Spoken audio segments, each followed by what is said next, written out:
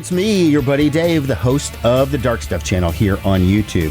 Thank you so much for checking out my latest video. As always, it is much appreciated. This week's video is a recap and review of a recent road trip to see one of my favorite bands, Deep Sea Diver. We went to Des Moines and a club I'd never been to called XBK Live. Nice little club. We'll talk about it in a little bit.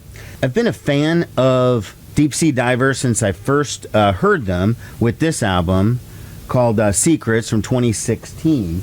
Now, I've been in radio for like 20 years, and back in the old days, now everything is digital, but back in the old days, I used to send CDs, and on average, I'd get like 15 to 20 a day. It's overwhelming.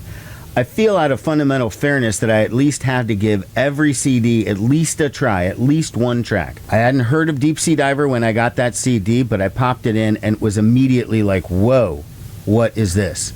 And I've been a fan ever since, and I'd never seen the band live. I did find out that they were here in 2019, here in Omaha, and I just did not know about it. I missed the news or whatever. So I have been clamoring for a long time to see the band. Now, so far, Omaha has not been on their tour itinerary, so my friend Joey and I decided we were going to drive out to Des Moines to check out the show. All right, hey, I'm here with my friend Joey. We're about to hit our big road trip to see Deep Sea Diver. We're going to Des Moines, Iowa. We're about to hit a 2-hour road trip, so we will check in periodically perhaps, but ultimately we will see you in Des Moines. The scenic views of the neighborhood. Yep.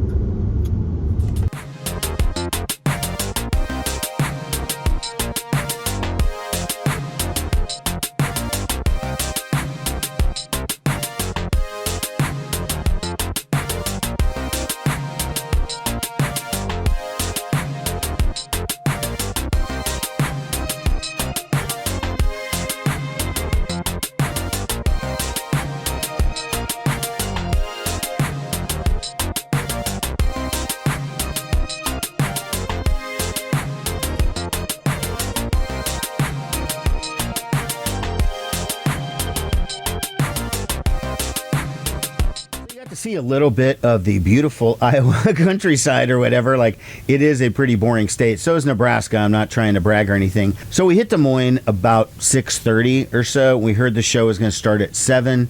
We hit a local, very nearby burger place called the Lucky Horse.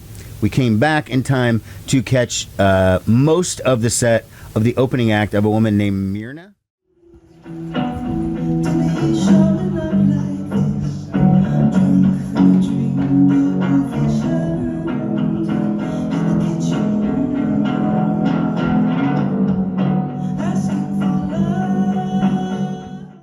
Not heard of Meernaa before. She is a solo artist. She was doing a solo electric set at the time, so she was just playing her tunes by herself. She did, however, make a reference to one of her songs and say, that sounds a lot better when it has bass and guitar and whatever. So I'm assuming her album might have more instrumentation. I don't know. Joey did buy a copy of it after the show, so maybe you can ask her on that. Talk real quick about the venue, XBK Live. Great place. It's a small club, probably holds 250, 300 people or something like that. There has a small balcony in the back with room for maybe 2 rows of table and chairs, so not a lot of space. And if you're not right in the front, you're SOL because you're not going to be able to see too much. So for Meernaa, I kind of roamed around a little bit and took a couple of photos and just kind of absorbed the music. I really had no idea who she was or what she was playing. Sounded pretty good, though. But when Deep Sea Diver was ready to go on, I shot right up to the front. I weaseled my way in and stood sort of right in front of Jessica's guitar rig, Jessica Dobson, who's the guitarist and singer for the band. She has a pedal rack that rivals Vernon Reid of Living Colour, which when I saw him, I thought that was like the most pedals I'd ever seen. She actually probably has more.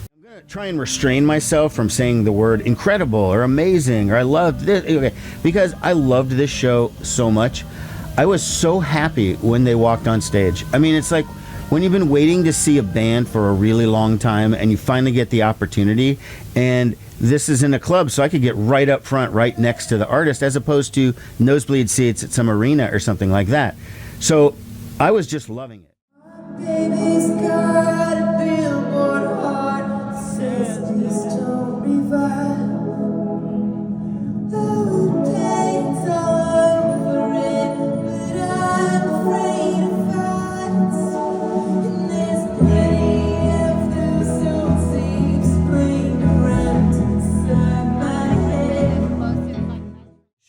opened with the title track, Billboard Heart, and in my video about 2 months ago where I decided these are the top 6 albums of 2025 so far, I did choose Billboard Heart as one of my selections. And I talked about how Billboard Heart has this intro that almost made me add the song to my verklempt list. You're verklempt, I'm verklempt. Which is songs that kind of make me well up a little bit automatically without any effort involved. And then it starts rocking out. So she did open up with that. I would say for the most part, the set featured a lot of tracks off of either off of Billboard Heart or off of Impossible Weight, which was the previous album in 2020.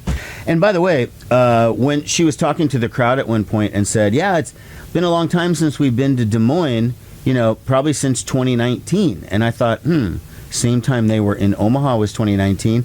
And then what happened in 2020 that might have prevented Deep Sea Diver from touring the Impossible Weight album? An amazing album, by the way. Yeah, it was the pandemic. So that's what kept them off the road for a while. And, Erica, my co-host on the show Rock of Aging, said she saw Deep Sea Diver open for Pearl Jam last year when she was in Los Angeles and said they were great. And she didn't even know who they were at the time.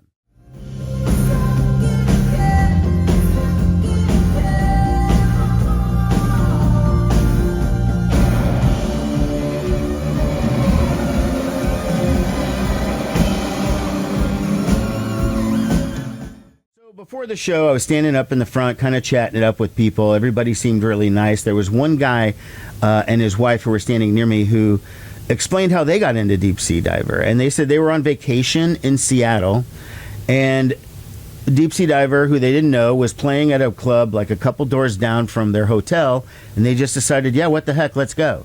And they became huge fans. And now the band's in Iowa. They live in Iowa. They were coming to the show again. I was just like, well, you know what? I've known them for 10 years, and this is my first time ever seeing them, so you're already one up on me.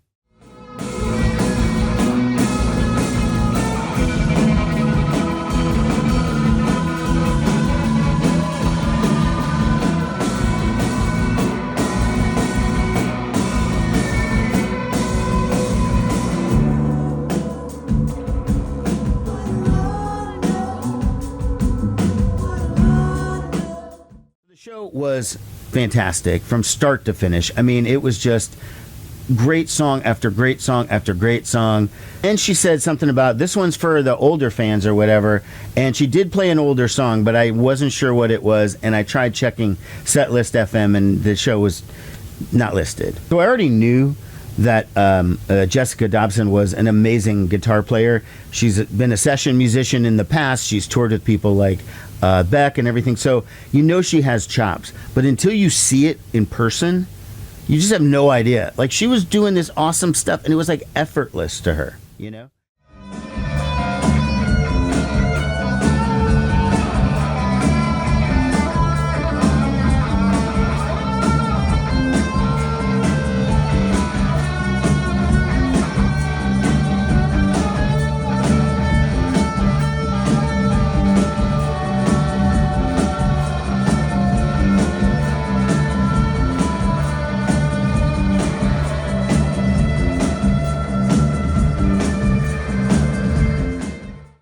I was so blown away by the guitar skills. Of course, I already liked her voice, and being in such close proximity, I could actually hear her off mic. I didn't need the PA. I could hear it, just her singing it, which was really cool. I don't want to act like the band is a solo project or anything, because all of the musicians were fantastic. And Jessica's husband is the drummer. Great drummer, okay? He was just flailing away. He was great. Since I was standing right in the front, there were a couple times where I felt like he made eye contact with me and was making goofy faces, and he might have just been making the goofy faces anyways, but when I thought he was looking at me, it was really funny, and I just kept cracking up every time I would kind of make eye contact with him. Tight band. She did have a second guitar player, and there was another guy who played keyboards and occasional guitar, like even third guitar. I would say jokingly his favorite, his top instrument was probably like the cowbell. And then they had a bass player, of course, and the drummer. They were all extremely talented and just amazing players, and I just can't say enough about how much I loved this particular show. Like I said earlier, I was standing right in the front, pole position, right in front of Jessica Dobson, and that's why a lot of my photos look really cool, because I was so close, and it was well lit and everything. I'm not giving away my secrets there, but I did have to make a bathroom break. You know, I am 54. That tends to happen to us older guys. And when I came back, I got my spot again, and there was on the stage was a big cube or something that had the logo for the album on it. And that guy who I was talking to earlier in the show had showed me a picture that he took at the Seattle show where she was standing on top of this box and just rocking out on guitar. So I was like waiting for that to happen. And after about 60, 70 minutes of the show, I knew it was winding down. And so I wanted to go into the back and get some footage of them from the balcony so I could, different point of view or whatever. And then I did that, and I started walking down, and they were playing the song, and I looked down at my phone to see how my pictures were looking. And then next thing I know, I look up, and she's up on that box rocking out, okay? And I just completely missed it. So I got as close as I could to the front again, got a little bit of footage, but I didn't really get it. And then I walk back, and I find Joey, and she's like, oh, I filmed that.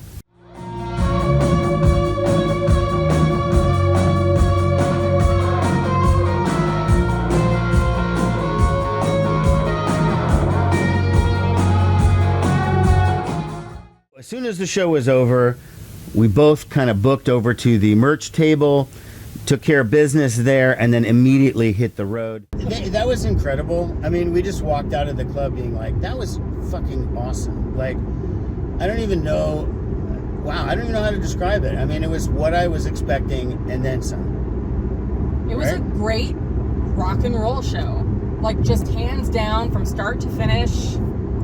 Like, you want the guitar solos, you want the jam session. It had it all. It was fucking awesome. Yeah, the only sad moment for me was I went to the back right at the exact moment that Jessica Dobson went on top of that big stand, the lit up stand that she stood. Okay, I was waiting the whole show for her to get up there to take a picture, and as soon as I turn around and walk towards the back, that's when she does it. I know, you kept looking at your phone. I'm like, he's missing the main I know, part. and I was looking at my phone. I was trying to find the right photo, and I was just like, God damn it, I missed the whole thing. I'm not going to distract him. He's doing his... Now I wish I would have been distracted, because holy shit. Well, guess who got footage? Uh-oh. I did. Uh-oh. Okay, well, good. We're going to have to be sharing some of that footage, but no. I don't know about you, but I was kind of hesitant because I thought, oh God, we're going to have to drive back 2 hours. Like, would this show be worth the drive? And it was. Oh, hell yeah. I will just say that. So hell yeah, it was. Worth checking out if they're coming to a town near you. No, and now Omaha has to be on the agenda for this band. I mean, it has to.